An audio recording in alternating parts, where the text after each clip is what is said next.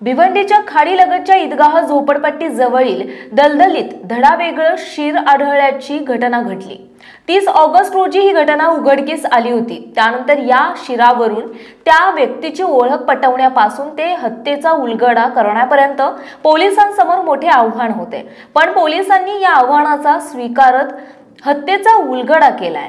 या प्रकरणात नवऱ्यानेच बायकोचं मुंडकं छाटलं आणि तिच्या शरीराचे 2 तुकडे करून तिची हत्या केल्याचे पोलीस तपासात उघड झालंय। विशेष म्हणजे 2 वर्षांपूर्वी दोघांचं लव्ह मॅरेज झालं होतं, पण आज या लव्ह स्टोरीचा भयानक शेवट झाला।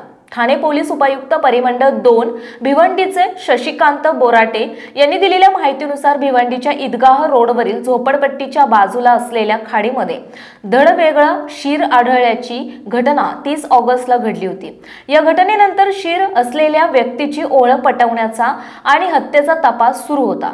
या दरम्यान हलीफा खान नावाची एक महिला पोलीस स्टेशनमध्ये आली आणि तिने 2 दिवसांपासून मुलगी बेपत्ता असल्याची तक्रार दिली होती। तसेच तिचा फोनही लागत नाही आणि नवरा देखील प्रतिसाद देत नसल्याची माहिती मिळाली होती। 2 वर्षांपूर्वी तहा अन्सारी आणि परवीन उर्फ मुस्कान अन्सारी यांचा प्रेमविवाह झाला होता।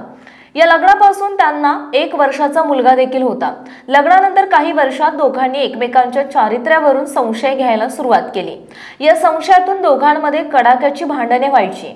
यासोबत मुस्कान इंस्टाग्रामवर रील्स देखील बनवायची। त्यासाठी तिला काही मुलं देखील भेटायला यायची। यामुळे त्यांच्यात आणखी भांडणे व्हायची। तसेच मुस्कान तिच्या मुलाला देखील मारहाण करायची। यामुळे देखील त्यांच्यात खटके उडायचे।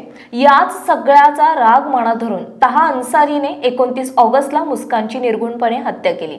या हत्येनंतर त्याने पत्नीचे शीर धडावेगळे करीत तिच्या शरीराचे 2 तुकडे केले आणि खाडीत भरतीचे पाणी वाहत असताना त्यात फेकून पुरावा नष्ट करण्याचा प्रयत्न केला होता। आरोपीने ही माहिती दिल्यानंतर पोलिसांनी बोटीच्या सहाय्याने धडाचा शोध सुरू केला आहे, पण त्यांना यश आलं नाही।